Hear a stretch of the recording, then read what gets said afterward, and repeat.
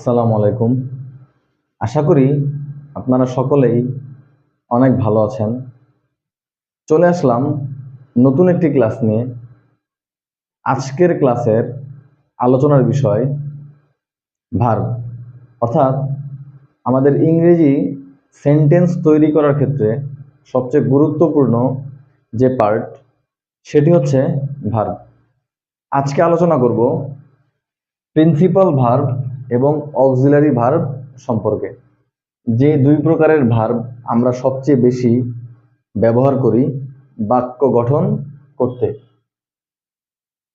তো verb verb মানে হচ্ছে ক্রিয়া, অর্থাৎ কোনো কাজ করা, যেমন ঘুমানো, খাওয়া, খেলাধুলা করা ইত্যাদি।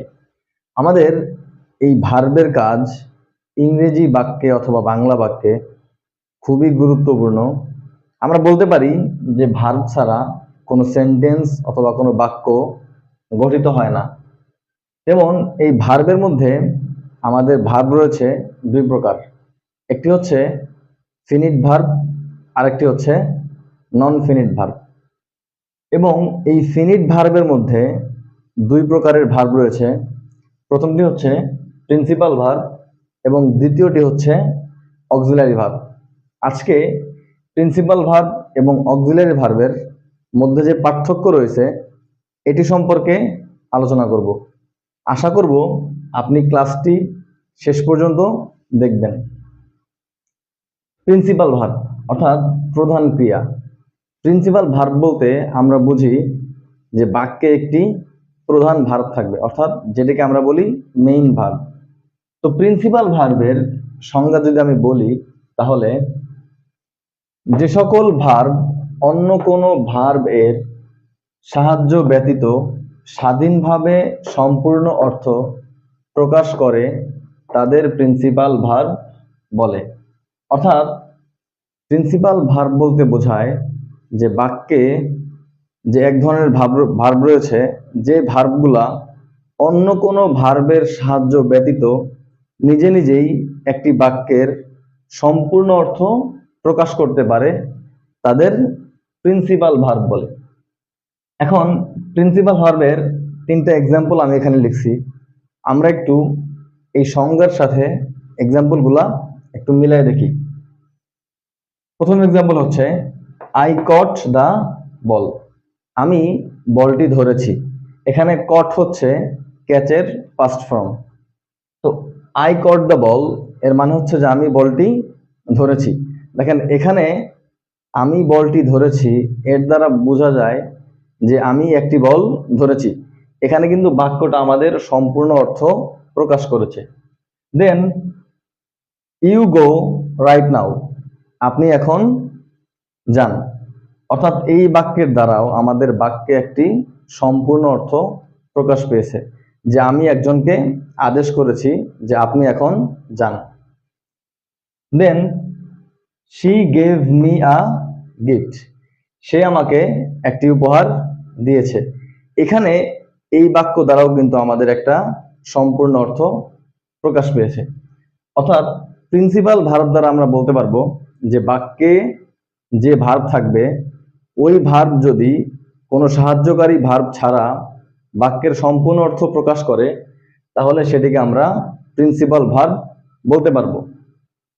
দেন আমি এখানে কিছু প্রিন্সিপাল ভার্ব লিখেছি যেগুলা আসলে সাহায্যকারী ভার্ব ব্যতীত বাক্যে সম্পূর্ণ অর্থ প্রকাশ করতে পারে। যেমন প্লে মানে হচ্ছে খেলা করা। Then sing, make, go, do, use, want, swim, catch, cook, solve, work, write, sleep, change and take. এখানে প্রত্যেকটি ভার্বই হচ্ছে আমাদের প্রিন্সিপাল ভার্ব। অর্থাৎ এখানে প্রত্যেকটি ভার্ব দ্বারা আমি যদি বাক্য গঠন করি তাহলে অবশ্যই সে বাক্যটি সম্পূর্ণ অর্থ প্রকাশ করবে। আপনারা এই প্রত্যেকটি প্রিন্সিপাল ভার্ব দ্বারা ইংরেজি বাক্য অথবা বাংলা বাক্য গঠন করবেন, যাতে এই প্রিন্সিপাল ভার্ব সম্পর্কে আপনারা ভালো বুঝতে পারেন। দেন নাম্বার 2 হচ্ছে অক্সিলারি ভার্ব, অর্থাৎ সাহায্যকারী ক্রিয়া। এখানে আমাদের অক্সিলারি ভার্ব বলতে আমরা বুঝি যে বাক্যে একটা মেইন ভার্ব থাকবে, কিন্তু তাকে সাহায্য করার জন্য একটা ভার্ব থাকবে, সেটি হচ্ছে অক্সিলারি ভার্ব।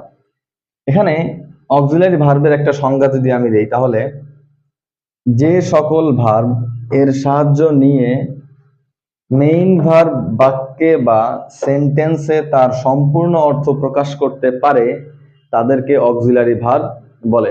অর্থাৎ যে সকল ভার্বের সাহায্য নিয়ে মেইন ভার্ব একটা সম্পূর্ণ অর্থ প্রকাশ করে, সেটা বাক্যে অথবা সেন্টেন্সে, তাদেরকে আমরা বলতে পারি অক্সিলারি ভার্ব।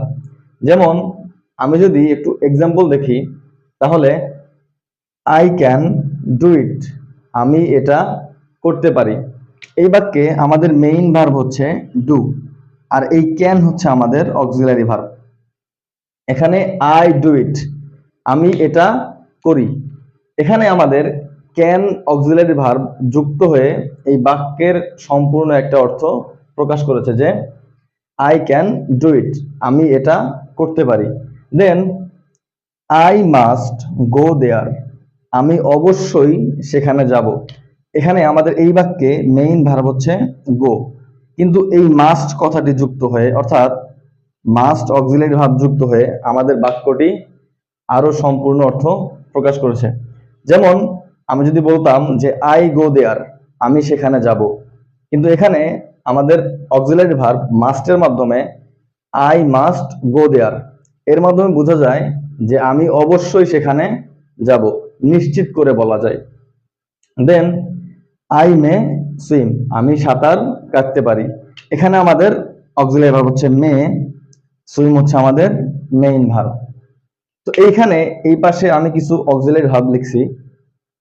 এখানে অক্সিলারি ভার্ব হচ্ছে যে এম ইজ আর, ওজ ওয়ার।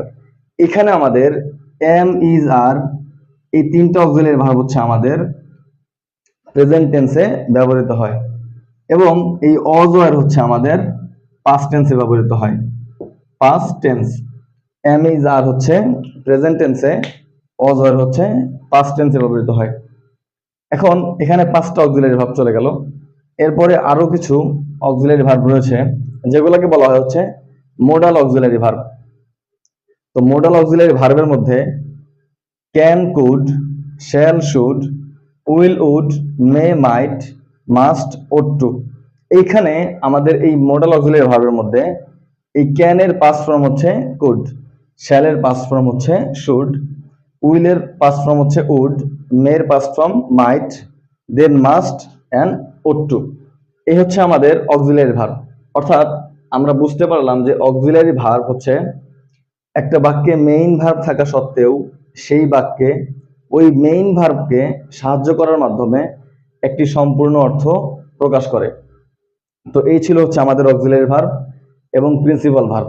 তো আশা করি যে প্রিন্সিপাল ভার্ব এবং অক্সিলারি ভার্বের মধ্যে যে পার্থক্যটা রয়েছে সেটা আপনারা বুঝতে পারছেন, এবং এই প্রিন্সিপাল ভার্ব এবং অক্সিলারি ভার্ব এর বেশি বেশি প্র্যাকটিস বাসায় করবেন। এখানে অনেকগুলো প্রিন্সিপাল ভার্ব রয়েছে, তো আপনি আরো চেষ্টা করে আরো অনেক বেশি প্রিন্সিপাল ভার্ব লিখতে পারবেন। তো এতক্ষণ সাথে থাকার জন্য ধন্যবাদ। দেখা হবে অন্য কোনো নতুন ক্লাসে নতুন আইটেম নিয়ে। ততক্ষণ অবধি ভালো থাকবেন, সুস্থ থাকবেন। আসসালামু আলাইকুম।